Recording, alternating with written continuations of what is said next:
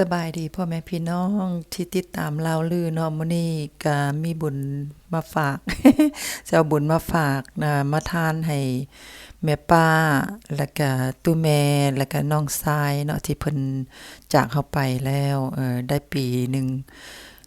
นะครบรอบปีเนาะก็มาทานให้เพิ่นอันนี้มันเฮือนแม่ป้าเพิ่นลูกชายเราเฮ็ดเราปลุกเราสร้างตั้งงามลูกชายเพิ่นเฮ็ดหมดทันลูกชายเพิ่นตั้งเพิ่นแต่งเพิ่นปลุกเฮือนน้อยให้ว่าซั่นซะทั้งเหนือทั้งไทยลือเนาะว่าเฮือนน้อยท่านเฮือนน้อยบัดทั้งอันน่ะกลางเฮาอันวานท่านประสาทให้แม่ป้าเบิ่งนี่นะเพิ่นสิย่างเลาะให้ไปเบิ่งกันอันลูกชายเราเฮ็ดหั่นน่ะละเอียดขนาดเลยทั้งฝาหันเป็นเอาติดอันน่ะเงินติดหมดเลยเห็นบ่เป็นรายละเอียดงามขนาดเลยเพิ่นติดเพิ่นเฮ็ดแต่งเฮ็ดเองได้หั่นเฮือนนั่นก็เพิ่นก็ตั้งเองเพิ่นก็เบี้ยวเองหั่นน่ะกันซะเว้าแล้วก็ได้แล้วเพิ่น he so talented so ตัวนี้ก็สีพิงค์นี่ก็สิแม่นของตู้แม่สิอัน orange ก็ของน้องชายแล้วก็ของแม่ป้าก็ตัวสูงตัวใหญ่หั่นเนาะจึงใดก็ไปเอาบุญพร้อมๆกันเด้อพ่อแม่พี่น้องครับ Only 1 month? 1 month? no three การดักมา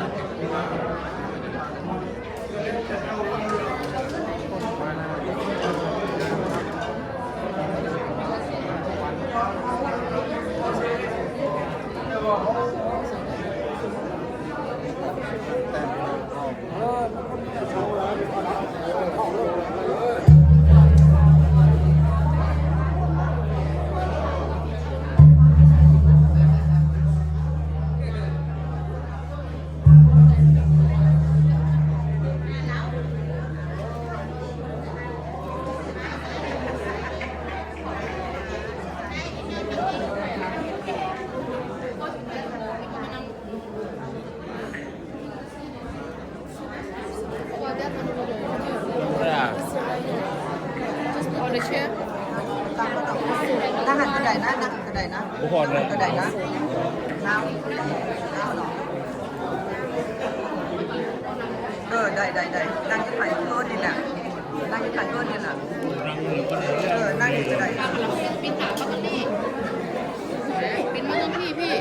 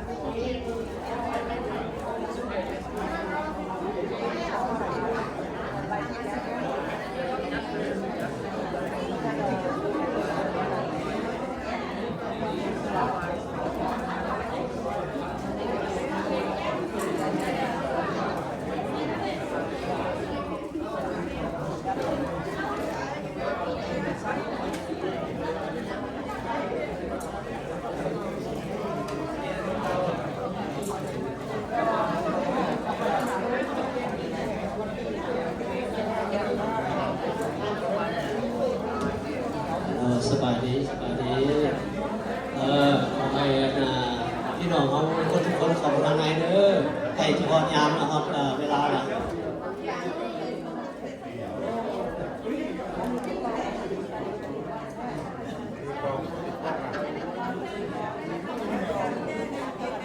ตีข้องอะไรดิตีข้องอะไรดิตีแล้วตีแล้วตีแล้วเรื่องทางขึ้นมันจะตีเองผู้บ่าวเป็นได้ผู้บ่าวเป็นคนของเรามา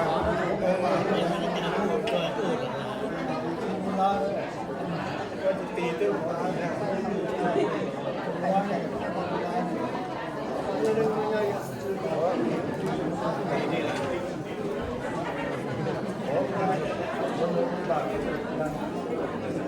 ยังครับครับ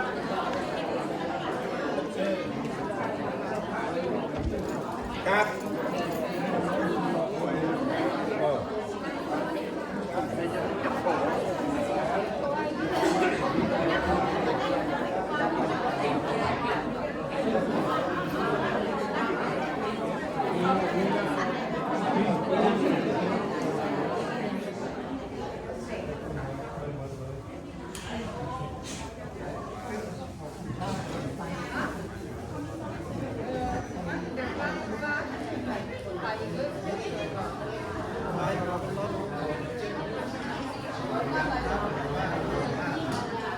ทานเนาะทานซอง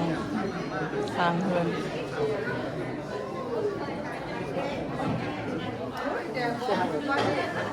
ในเวลาเด้อเด้อขอให้ทุกคนตามรู้เนาะ3 เดือนเนาะ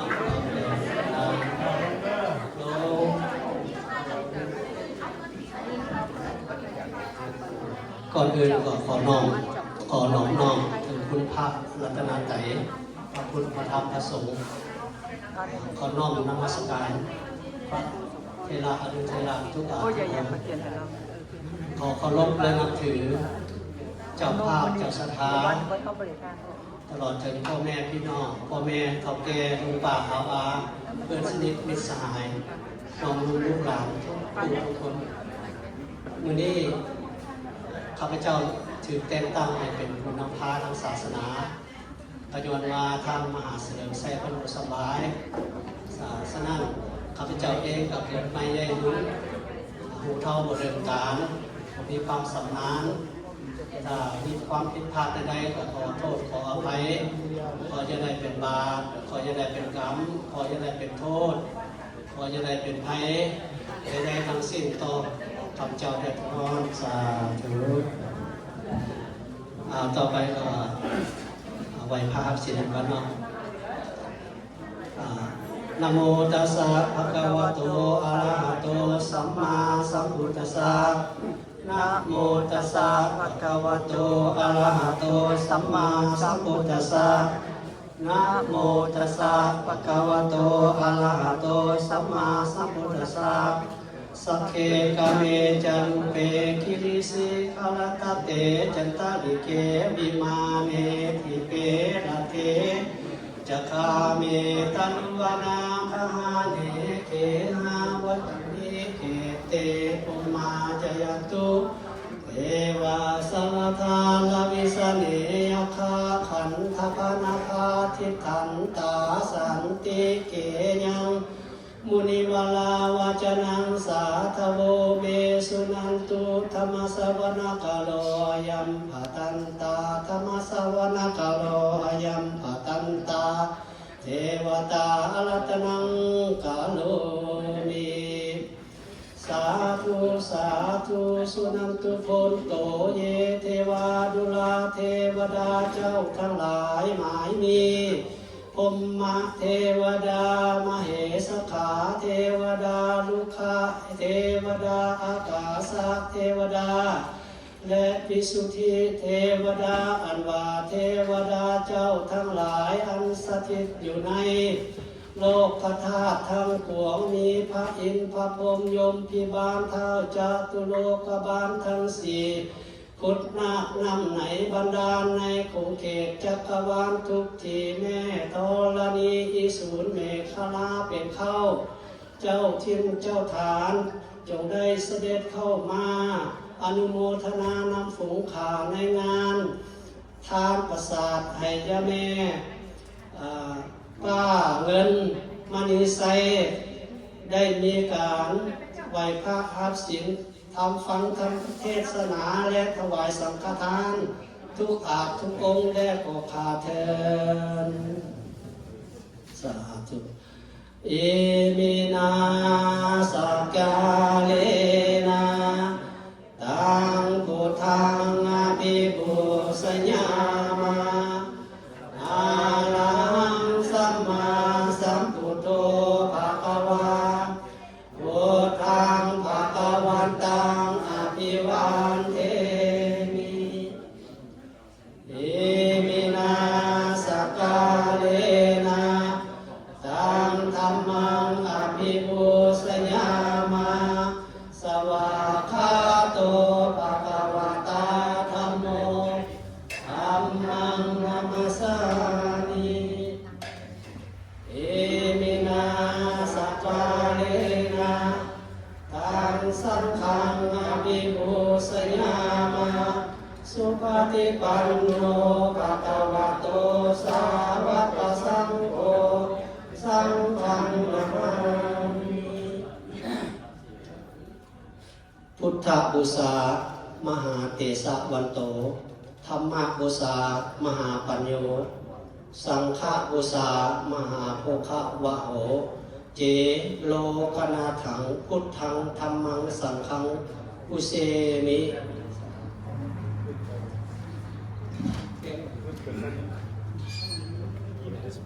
Okay, go ahead. Go easy. Easy for you.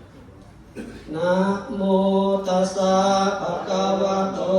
อะระหะโตสัมมาสัมพุทธัสสะนะโมตัสสะภะคะวะโตอะระหะโตสัมมาสัมพุทธัสสะ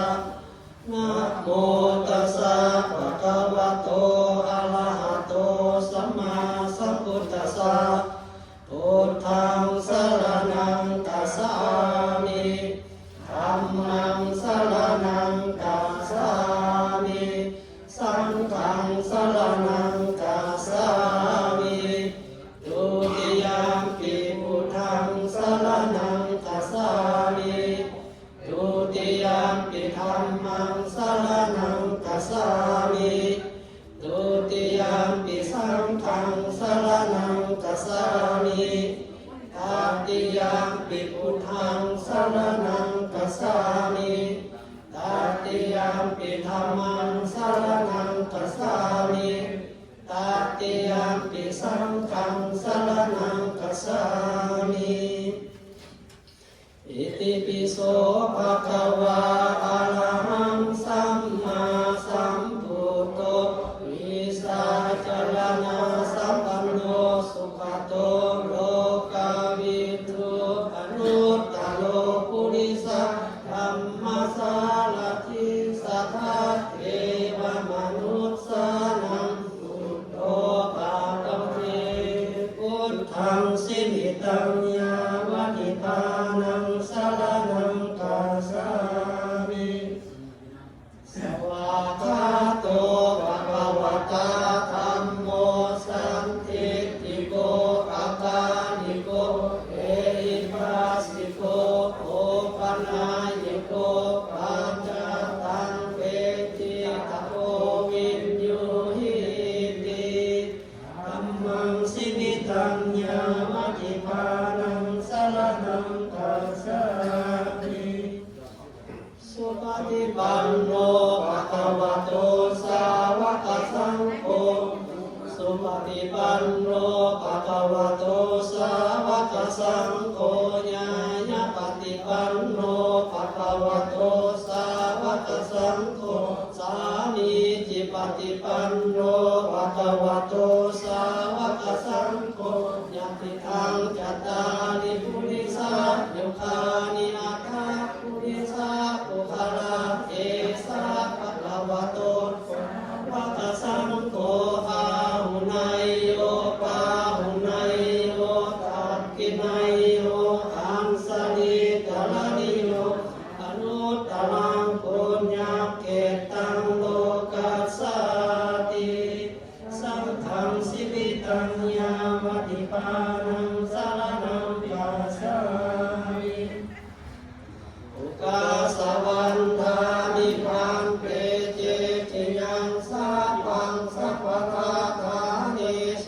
ติทิตังนิมิตธาตุมหาโพธิพุทธรูปังสักการังกัทธากายสัมมัสสามนัสสะเจบวันทานิเตตถาคเตเนเนอาทานิทานิขโมเนจาปิสัพพะทาอุปาสวันตามิปันเตสัพพังอภลาตังขมัตตเมปันเตมยังกาตังปุญญังสามินาอนุโมทิตาตังสามินากตังปุญญังไมหังกาทังสา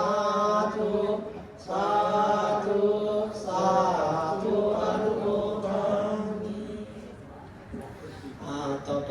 จะได้ยกคณะนกสมทานสิงหาเด้อนะโมตัสสะภะคะวะโตอะระหะโตสัมมาสัมพุทธัสสะนะโมตัสสะภะคะวะโตอะระหะโตสัมมาสัมพุทธัสสะนะโมตัสสะภะคะวะโตอะระหะโตสัมมาสัมพุทธัสสะมะยังพันเตวิสุวิสุรัตนาทายาอิสระเนนะสหะปัญจศีลานิยจามะตุติยามปิมายังปันเตวิสุวิสุรัตนาทายา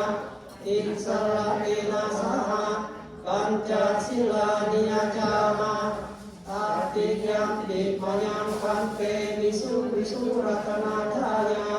อิสระเนนะสหะปัญจศีลานิยจามะ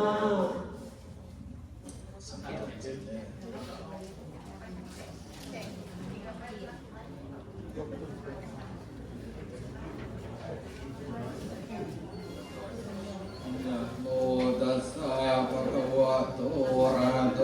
สัมมาสัมพุทธัสสะนะโมตัสสะภะคะวะโตอะระหะโตสัมมาสัมพุทธัสสะนะโมตัสสะภะคะวะโตอะระหะโตสัมมาสัมพุทธัสสะ นะโมตัสสะภะคะวะโตอะระหะโตสัมมาสัมพุทธัสสะนะโมตัสสะภะคะวะโตอะระหะโตสัมมาสัมพุทธัสสะนะโมตัสสะภะคะวะโตอะระหะโตสัมมาสัมพุทธัสสะ ทังสรณังคัสสามิ พุทธัง สารนังกัสสามิ ธัมมังสรณังคัสสามิ ธัมมังสารนังกัสสามิ สังฆังสรณังคัสสามิ สังฆังสารนังกัสสามิ ทุติยัมปิพุทธังสรณังคัสสามิ ทุติยาปิพุทธังสารนังกัสสามิ ทุติยัมปิธัมมังสรณังคัสสามิ ทุติยาปิธัมมังสารนังกัสสามิ ทุติยัมปิสังฆังสรณังคัสสามิ ทุติยาปิสังฆังสารนังกัสสามิ ตาติยัมปิพุทธังสรณังคัสสามิ ตาติยาปิพุทธังสารนังกัสสามิ ตาติยัมปิธัมมังสรณังคัสสามิ ตาติยาปิธัมมังสารนังกัสสามิ ตาติยัมปิสังฆังสรณังคัสสามิ ตาติยาปิสังฆังสารนังกัสสามิ ติสรณะธัมมานังนิธิตัง สาธุนาพันเต ปานาติปาตาเวรมณีสิกขาปะทังสัมมาทิยามิ ปานาติปาตาเวรมณีสิกขาปะทังสมาธิยามิ อาทินนาธนาเวรมณีสิกขาปะทังสัมมาทิยามิ อาทินาทานาเวรมณีสิกขาปะทังสมาธิยามิ กามเม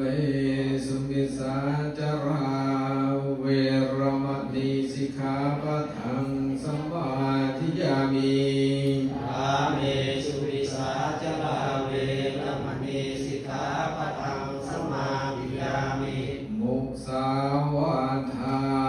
เวรมณีสิกขาปะทังสมาธิยามิ สาวาทาเวรมณีสิกขาปะทังสมาธิยามิ สุราเมรยะมัสสปมาทฐานาเวรมณีสิกขาปะทังสมาธิยามิ สุราเมรยมัสสะปมาทฐานาเวรมณีสิกขาปะทังสมาธิยามิ อิมานิปัญจสิกขาปะทานิสีเลนะสุขติงยันติสีเลนะโภคสัมปทานสีเลนะนิพุติงยันติตัสสมาสิรังวิโสทานิ สาธุพันเตอิมานิปัญจสิกขาปะทานิสมาธิยามิ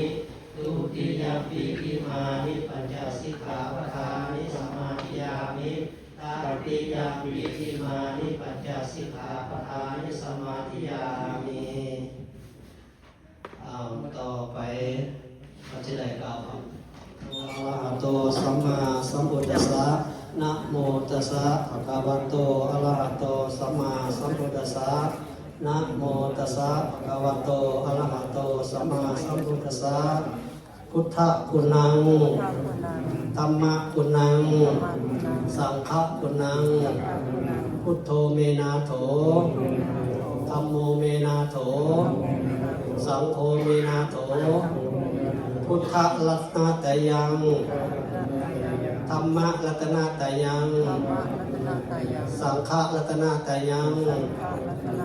อาหังยาจามาบิดีปตังทิพะภิกขังทิพะโภชนังทิพะสุขังพระวันตุโนสาธุสาธุ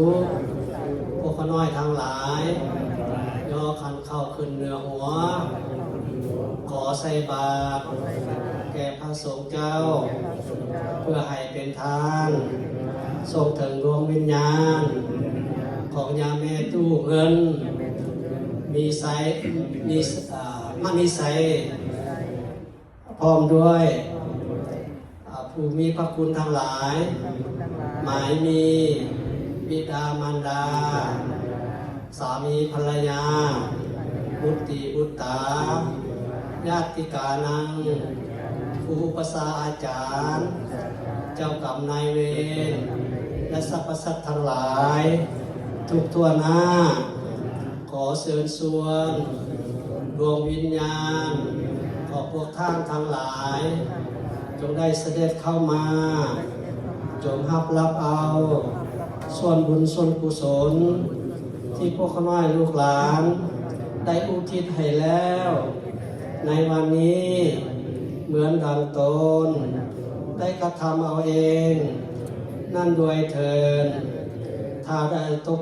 ได้รับแล้วขอให้พ้นจากทุกข์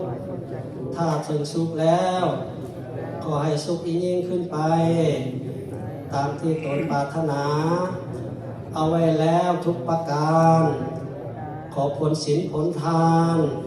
ทั้งหลายเหล่านี้จงได้สะท้อนย้อนขึ้นมาหาเจ้ามูลศรัทธาทุกทั่วหน้าจงมีแต่ความสุขความเจริญสุขกายสุขใจ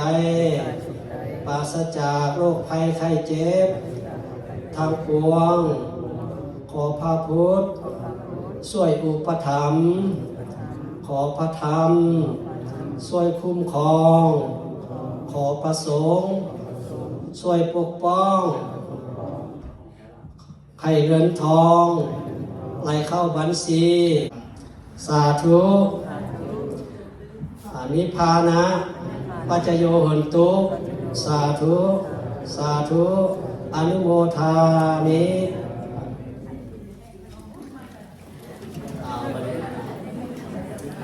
วิปฏิปฏิภาหายะสัพพะสัพพติสิทธิญาสัพพะทุกขวินาศายะปายิตังพระบุตรมังกลัง วิปติปฏิภาหายะสัพพะสัมปติ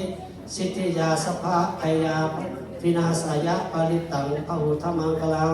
วิปติปฏิภาหายะสัพพะสัมปติสิทธิยาสัพพะโลคาวินาศายะปริตังพหุธรรมังกลังสัพพจังอรัตนังกาโล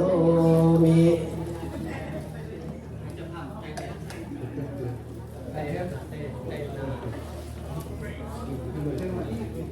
เทียนอยู่ผมนะแต่ทั้งหมด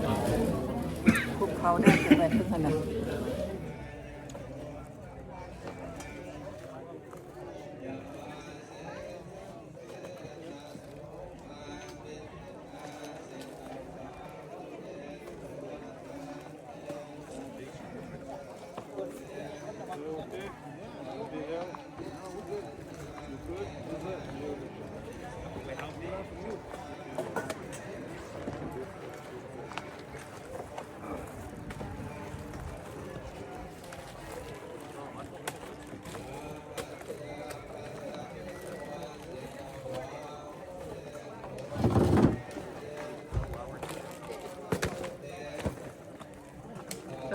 ตักเอาแล้ว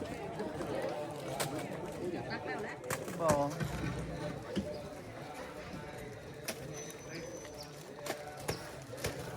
อย่าบล็อกอยู่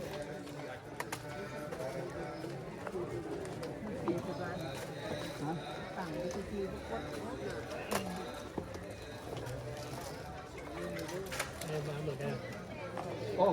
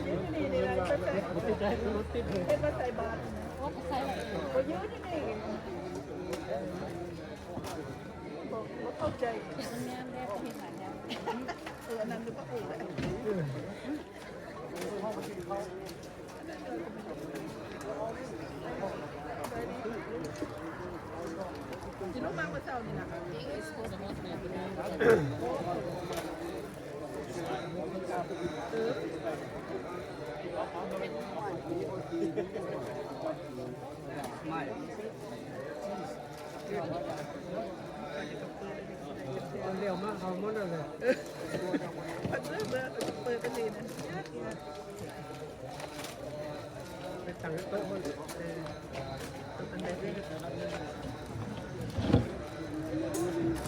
นอนฝันดีบ่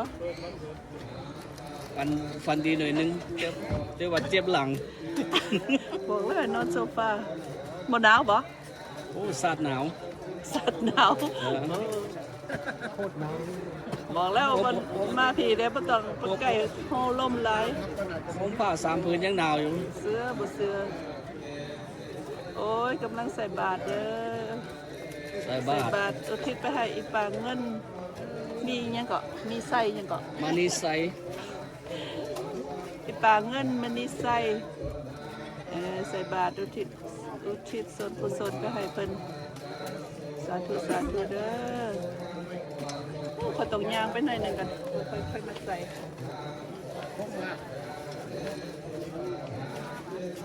เฟรฟิลแคลิฟอร์เนีย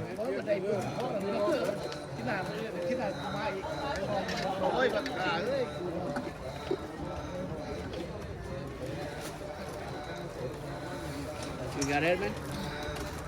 Huh?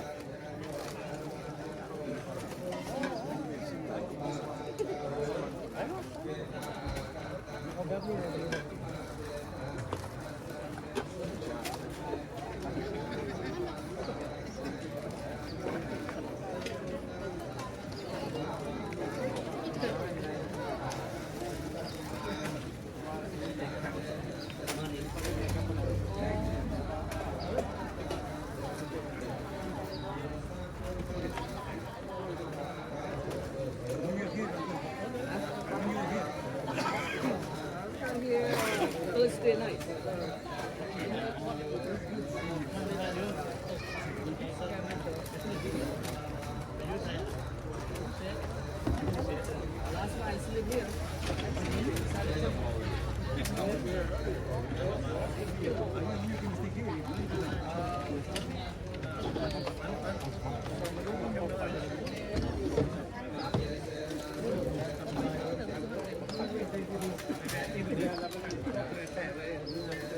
is back inside in the car.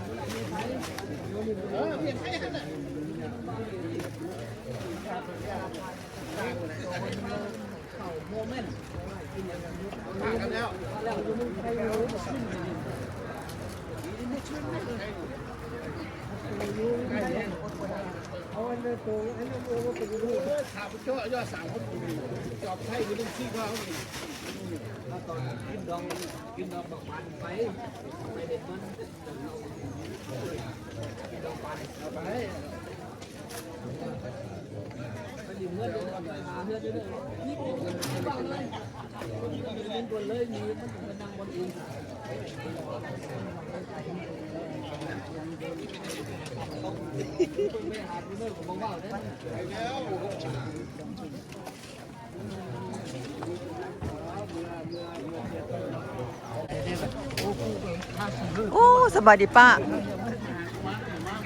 มาผู้เดียววะโอ้เป็นยังไงล่ะโอเคยี่ก่อนไปสั่นละเขากูอยู่เขาก็อยู่ไปสั่นละ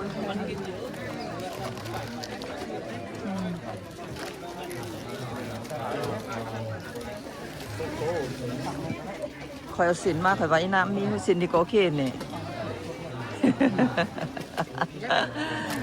hello hello good morning hello hello hello hi baby hi so cute สบายดี hello ปันงามเพิ่นว่าปันจะเป็นงาม โอ้ thank you อีหล่ะโอ้ thank you โอ้ว่ะ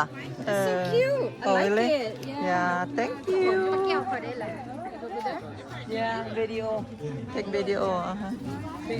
hello hello thank you เด้อ thank you for coming thank you for coming โอ้ยสบายดีเอ้ยใครเอ้ยคนงามตามหาอยู่สบายดี thank you for coming เด้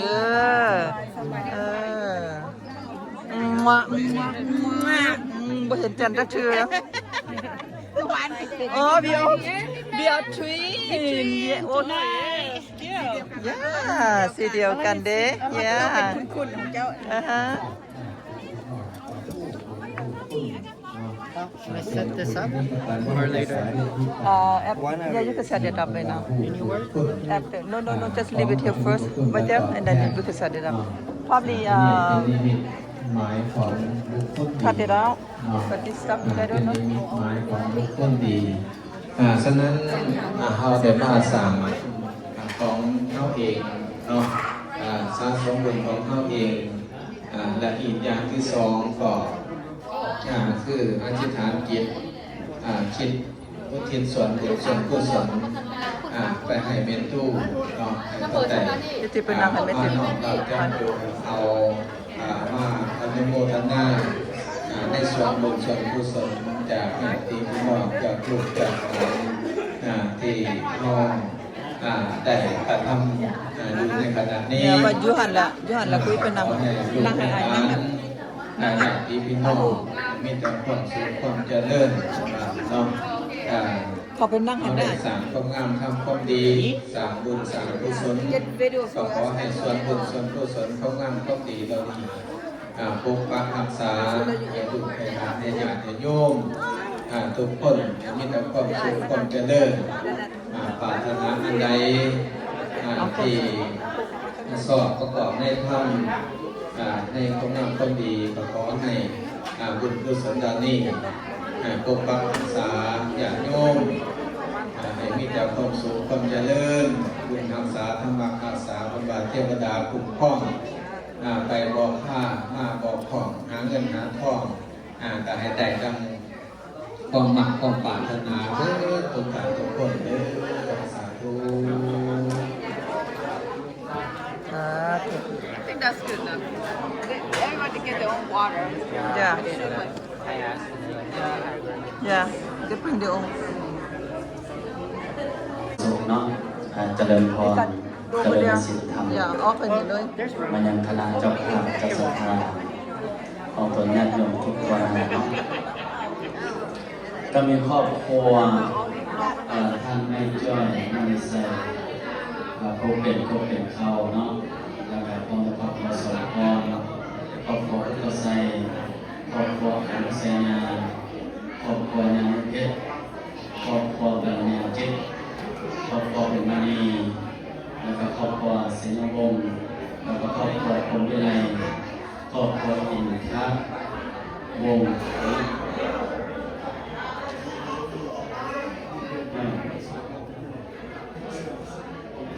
ถามไม่จอมกันไหม แล้วก็พร้อมด้วยลูกหลานเหรียญญาติพี่น้องทุกคนได้พร้อมกันทำบุญถวายสังฆทานเพื่ออุทิศนำเป็นกุศลแด่ผู้มีพระคุณครอบครัวท่านนามเพลงสมพรพร้อมด้วยลูกหลานครอบครัวท่านไทยเนาะปั่นเนาะพิมพ์มักสามแล้วก็พร้อมด้วยครอบครัวของเนาะบัวนินเนาะพานุไสญาแล้วก็เท้าแซมพุ่มแก้วอันนี้เพิ่งก็ได้ผู้ที่บุญกุศลต้นเงินต้นคำของที่กองทานไปหาแม่ตาสมของ1 ต้นแล้วก็เท้าไซสตีเวนสมของ1 ต้นอันนี้ก็เพิ่นเป็นเจ้าภาพเนาะถวายต้นกันประพฤกษ์แล้วก็ถวายสังฆทานสาธุเพิ่นเด้อเนาะ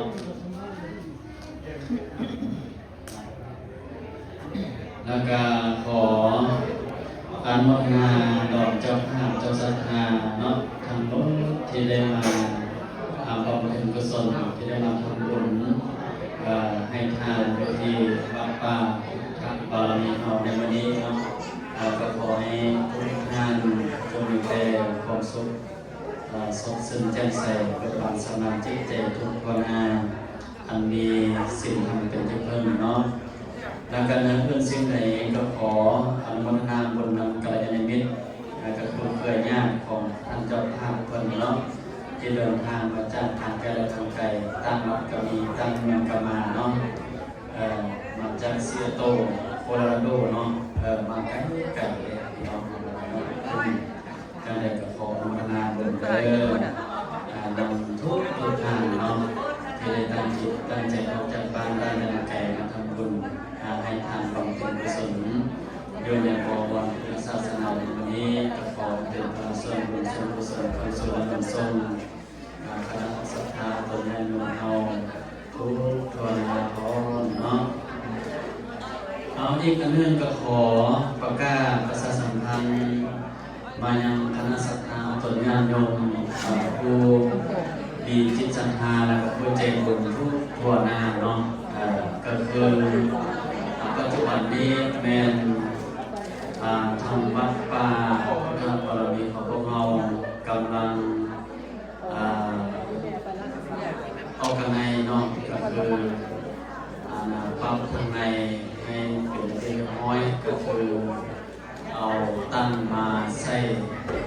ให้ญาติโยมเอาได้นั่งรอบสบายเนาะก็ให้ญาติไว้ลำบาก$3,000-4,000เนาะสำหรับแล้วก็จึงขอประกาศประชาสัมพันธ์เนาะแจ้งข่าวรับบุญกุศลนี้มายังคณะศรัทธาญาติโยมทุกทั่วหน้าผู้ใดที่มีจิตศรัทธาจะร่วมอุปโภคทนาผู้ละ5ผู้ละ10เนาะสมทบทุนกับทางวัดป่าพุทธบารมีของพวกเราฝากไว้ในพระพุทธศาสนาเพื่อเป็นกุศลผลบุญเงินมณีใส่พร้อมได้ลูกหลานเพิ่นเป็นผู้ทำมิตรเพิ่นมาสลอกก่อนเนาะ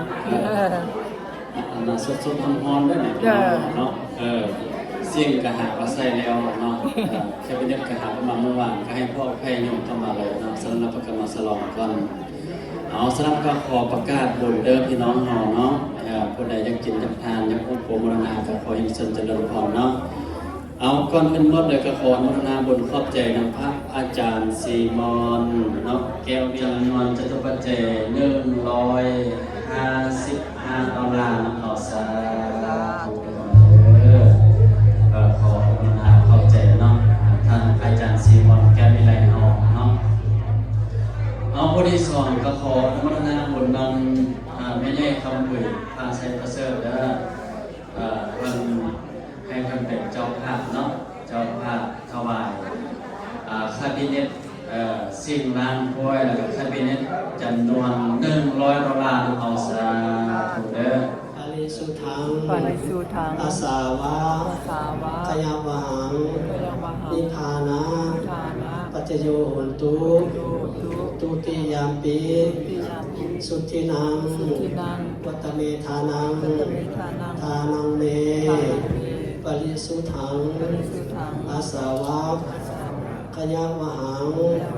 นิพพานะปัจจโยโหนตุตติยามปีสุทธินังวัตเมธานังทานังเมปริสุทังอาสาวะขยาวหังนิพพานะปัจจโยโหนตุอนาคเตกาเลอิมานิมะยังพันเตปัสสาทังพัตตานิปินดีปตานิมัตตกะปตานิทิพะโภสนานิจิตติวลานิกัปปะลุกขังวัตถุทานังปัจจยทานัง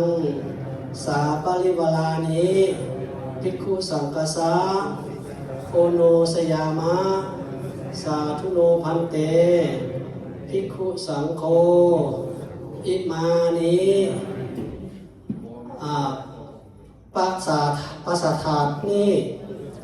ปัตตานิปินดีปตานิมัตตกานิ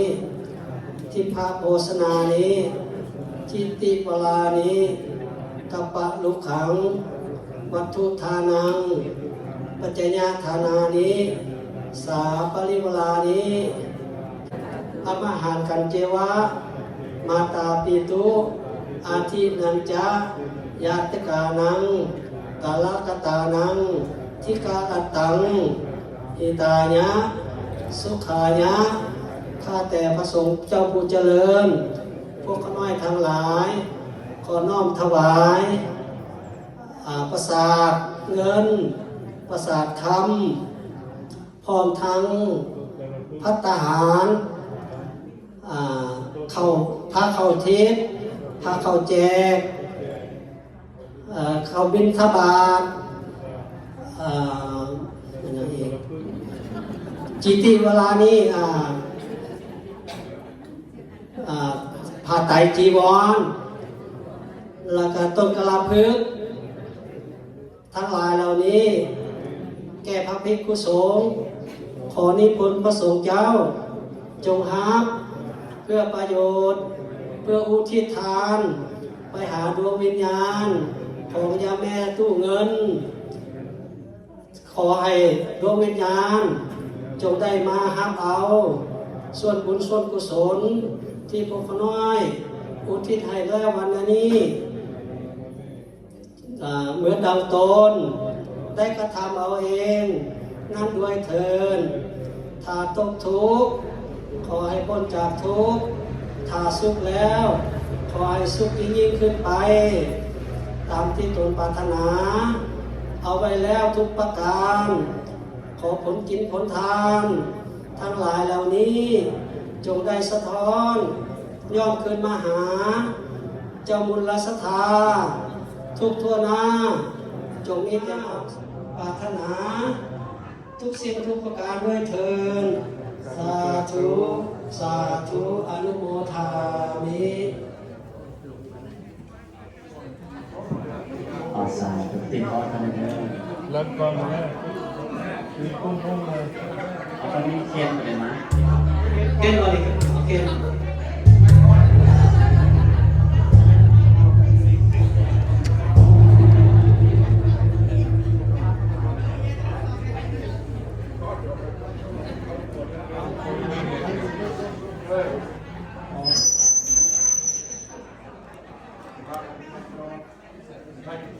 เจ้าภาพคนเดียว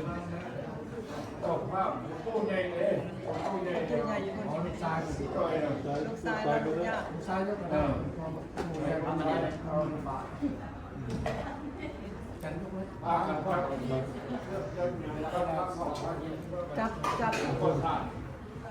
มาเดียวพ่อเด้อมาพี่แต่ละคนถวายตัวถวายน้องก็ไม่ได้เดียว เขาเจ้าภาพอะไรอยู่ใกล้เงินจับเด้อจับของทางเด้อจับนาเพื่อนเด้อเอาเตรียมสร้างห้องกันเด้อเอาสาธุสาธุสาธุอนุโมทามิเอาตีขอบเลยเด้อสาธุ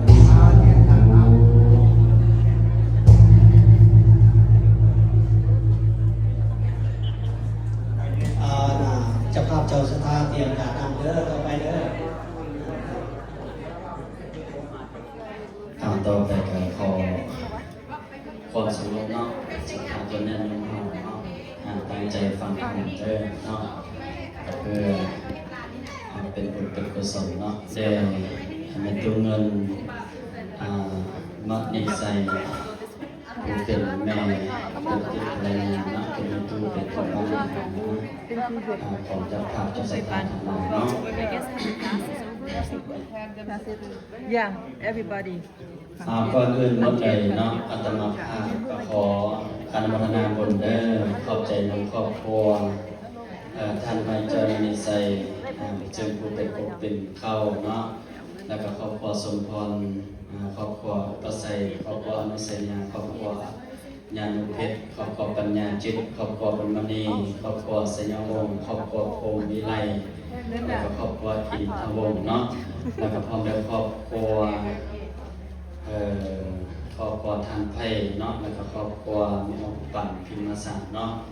เราก็พร้อมด้วยลูกหลานญาติพี่น้องกัลยาณมิตรจากทางกระทางแก่ทุกพนาที่ได้มาทำบุญถวายพระสัตว์ในวันนี้เนาะสาธุนะโมตัสสะภะคะวะโตอะระหะโตสัมมาสัมพุทธัสสะนะโมตัสสะภะคะวะโตอะระหะโตสัมมาสัมพุทธัสสะนะโมตัสสะภะคะวะโตอะระหะโตสัมมาสัมพุทธัสสะอัฏฐปริคาลัฏฐานังปัสสะทานังอิโตปะลังสักจังธัมโมโสตโพธิติในโอกาสต่อไปนี้ก็ขอเจริญสุขเจริญในศีลธรรมเจริญพรมายังศรัทธาญาติโยมผู้ใจบุญทุกทั่วหน้าที่ได้กล่าวนำไปแล้วนั้นเนาะ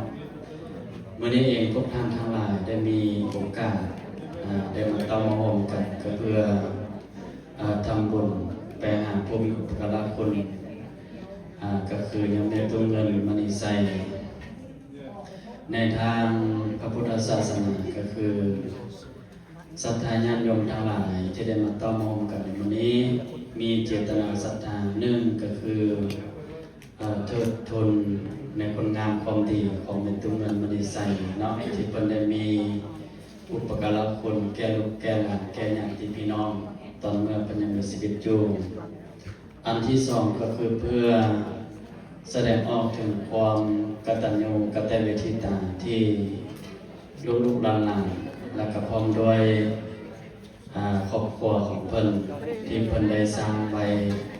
ตอนเมื่อเพิ่นยังมีชีวิตอยู่อันนี้ก็เป็นผู้มีกตัญญูกตเวทิตาเนาะข้อที่สามนี้ก็คือเพื่ออุทิศส่วนบุญนี้ไปหาเพิ่นเนาะแม่นเพิ่นจะอยู่พบใดภูมิใดทิศชาติใดก็แล้วแต่ก็เพื่อเป็นบุญเป็นกุศล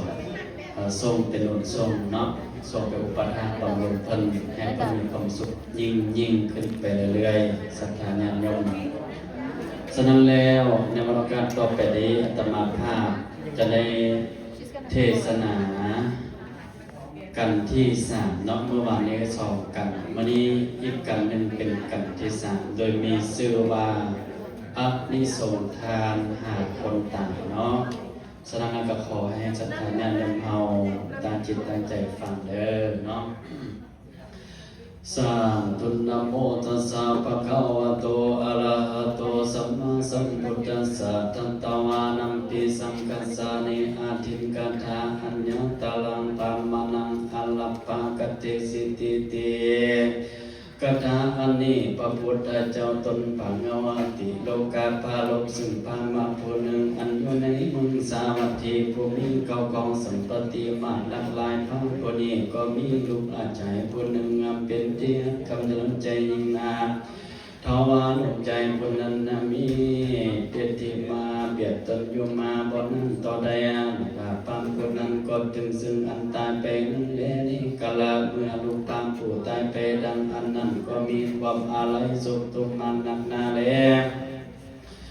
พามกองให้ลำให้ไปมาพอมีความมาถูกกาบ่น้อยเห็นละกาลูกน้อยตนตายจึงกตมาเลิกสะสมสักการนั้นเป็นภาวะเสียในภาษาแล้วหาเสียปากว่าไปตั้งหาเสือสัตว์ไปไว้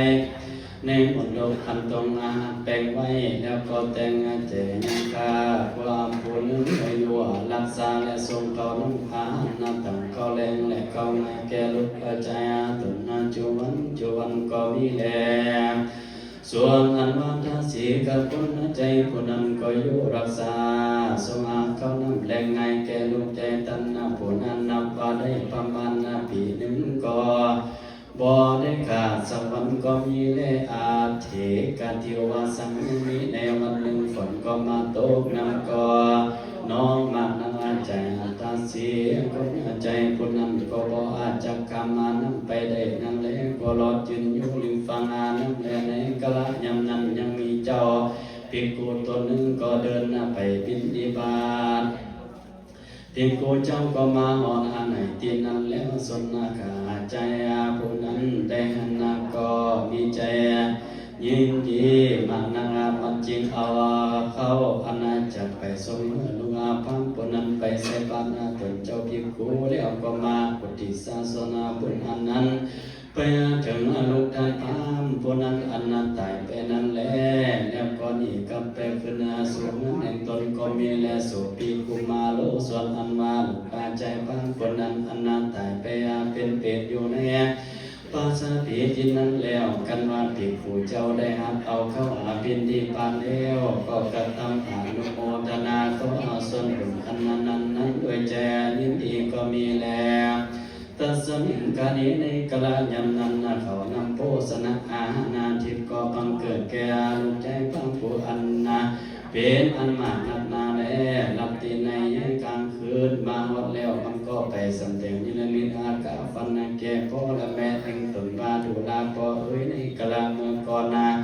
ข้าก็เป็นนาลูกหักจำเลื่อนใจแก่พอเต็มข้าตายไปได้ปีหนึ่งแล้วพ่อได้แม่และญาติกาพี่น้องจากเมื่อข้าได้กินนาพ่อครับหนึ่งแก่ข้าก็หาบ่มีเลยแล้วเท่ามีใน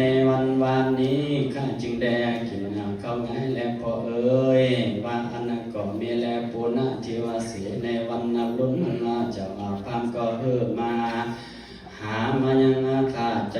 ผู้นั้นแล้วก็ทำว่าดูลาข้าใจกูมึงอุปถากรักษาลูกหักผัวอยู่ในปัจจามีกล่าวว่ามึงบ่ได้ไปส่งเข้าลูกขัวกลางคืนนี้กลัวฟันนะเห็นว่าลูกผัวได้กินข้าวแต่ขาดวันเท่านั้นแลเมื่อนั้นน่ะข้าใจก็บอกว่าดูลาท่านปามาลูกอาแห่งอันธนาตายไปนานประมาณได้ปีหนึ่งข้าก็ได้ส่งเขานำอาหารอายุปกขาดสังวันเตาว่าในวันนี้ฝนก็มาตกนำก็น้องมากนะข้าก็พออาจจะข้ามไปในเล็กก็รถได้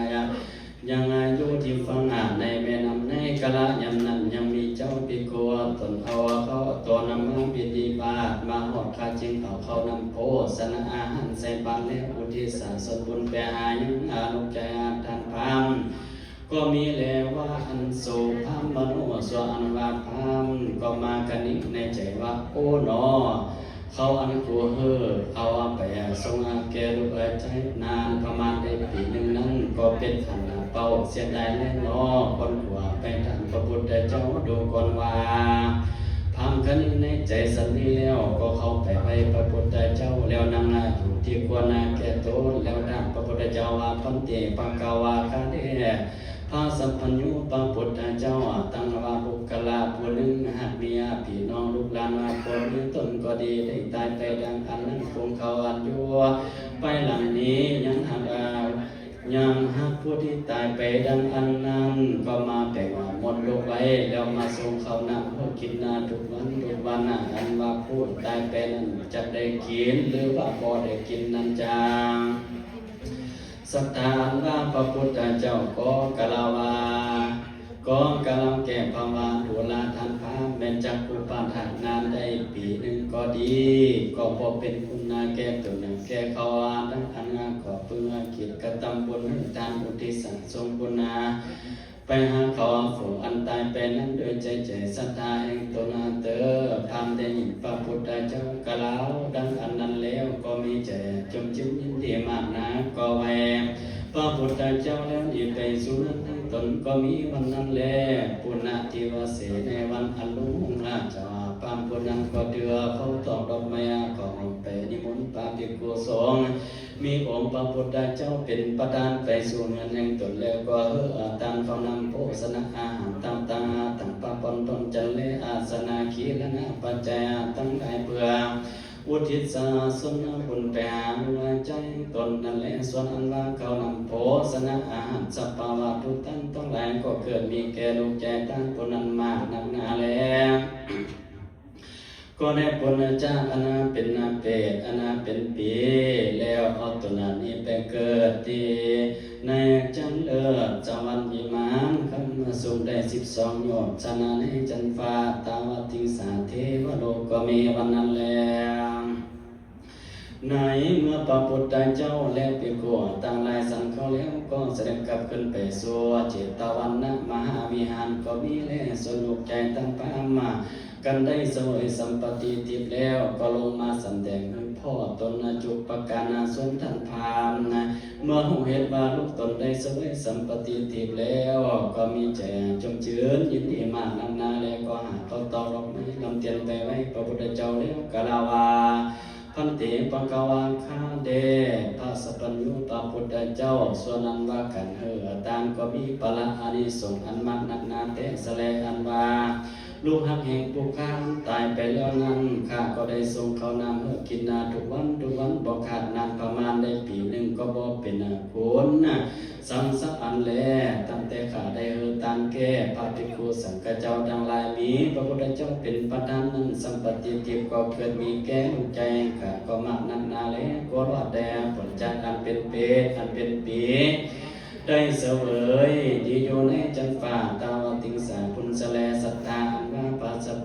ระพุทธเจ้าก็เทศนาหุแก่พามาผู้นั้นนาด้วยกถาวาตตวานัมปิสังกัสสติอนาถกัญจพามนังปัจจยังสายะนังปัจจญาวัสเสนะสนังนิจังดุลาถัดพามบุคลาผู้ใดมีแจ้งสตายินดีในคุณแก้วสามประการนาได้กตัมมาปูสารกานามีตนมาเอตันรักษาศีลก็อาจจะเมื่อเป็นพยุสนะแก่ผู้อันตายไปนั่นแหละ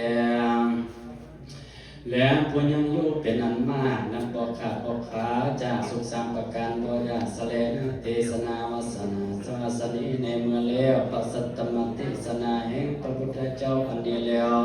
พามผู้นั้นก็ได้ถึงนาโสตาปฏิภาระคือเป็นนาโสดาปันนาตาบุญสมภารแห่งตนก็มีวันนั้นแลพามณวัตถุนิติตังกิยาเทศนายังปัลอานิสงส์การได้อุทิศส่วนคุณแก่ผู้อานิจจังตายไปแล้วนั้นก็สิริบรบนสมควรเท่านี้ก็แล้ว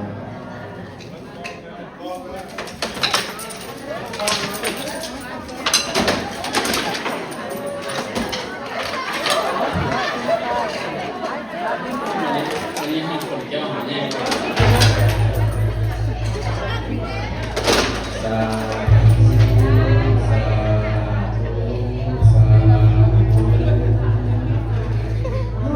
คนหาเกี่ยวในน้องเม็ดใหญ่ไปพูดมาเลยจะลงก็ได้คนหาเกี่ยวเอาใหม่เลย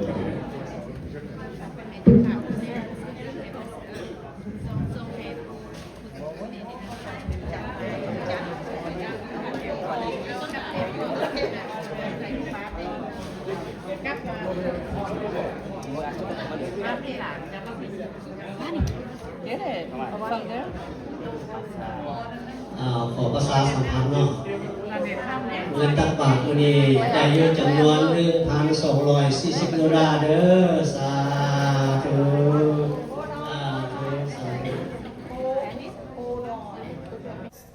หลังจากเพิ่นเทศอันประสาทให้แม่ป้าเนาะแล้วก็พากันเอาต้นที่บ้านทานให้น้องทรายที่เพิ่นเสียไปปีแล้วนี่เนาะเพิ่นถือคอแอ็กซิเดนต์เพราะว่าทางเหนือเขาเจ้าถือขึ้นมาตายซะเอฟว่าซั่นซะเพิ่นก็วัดฟังธรรมบ่ได้ก็เลย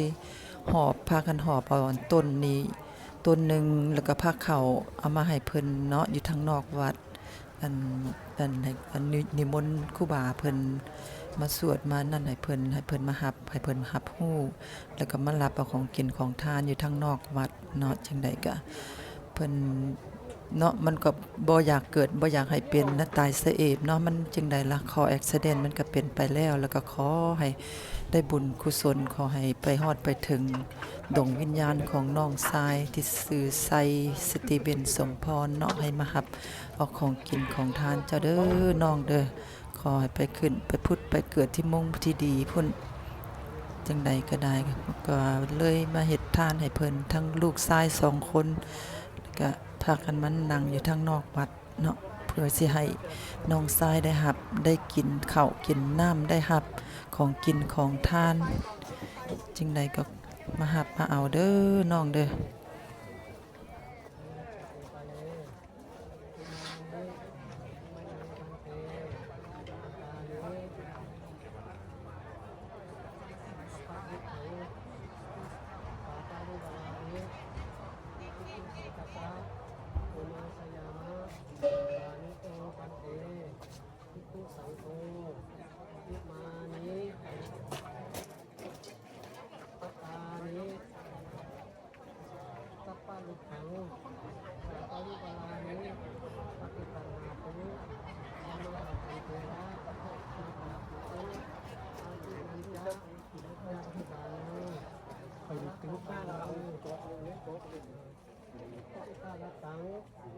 กายะ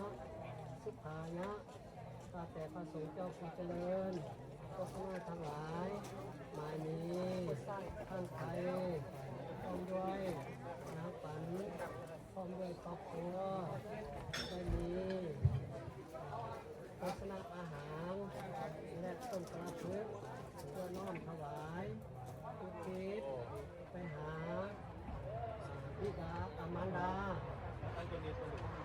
ต้องใส่มาหาข้าวใส่สตีเวนสมพรขอให้ดวงวิญญาณเป็นได้เข้ามาอนุโมทนาส่วนรับเอาส่วนบุญส่วนกุศลที่เป็นให้ลูกหลานไปอุทิศให้วันนี้บุญดังตน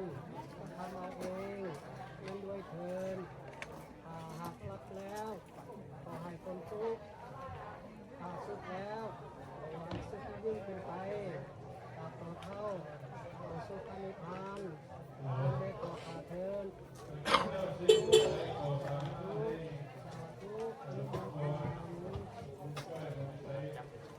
เก็บได้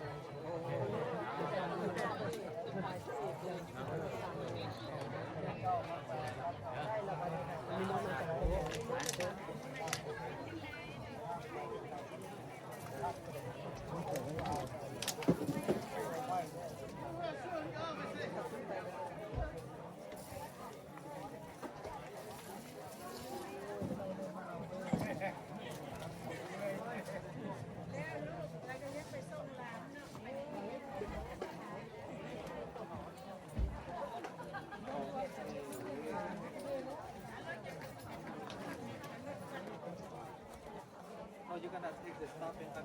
go para bring like this. You put the stuff. This not now you got correctly. อันนี้ป้าบ่ได้เด้อนี่นะป้าบ่ได้เด้อเพิ่นรักเอาไปเด้อ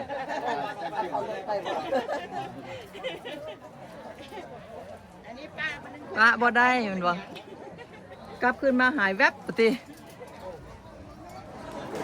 ทานแล้วเป็นทีเรียบร้อยบัดนี้พ่อแม่พี่น้องบัดนี้ก็ซอยกันเก็บเงินเก็บคำได้บัดจักสิได้เท่าใดเนาะมาลุ้นกัน สิได้จักพันสิได้จักแสนวันนั้นเขามาลุ้นกัน มีแต่เงินแต่ข้ามบาทนี่เพิ่นน่ะคนเลิกคนนั้นหมดแล้ว มาลุ้นกันเนาะว่าสิได้เท่าได้จักพันพ่อแม่พี่น้อง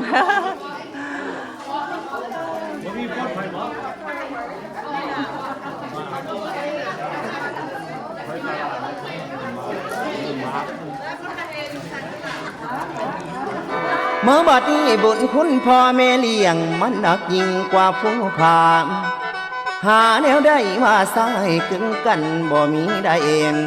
ให้ย่อทุนเอาไว้เหลือหัวเนื้อเก่าเกตม้วนเพศให้พญาติหายสิไม้มางออกทางกาย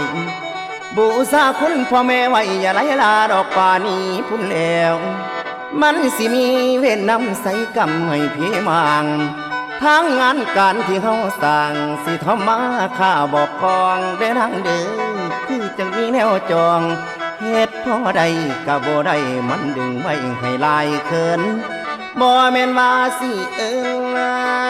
โอ้โอ้ยโอ้โอ้โอ้ยโอ้โอ้โอ้โอ้โอ้โอ้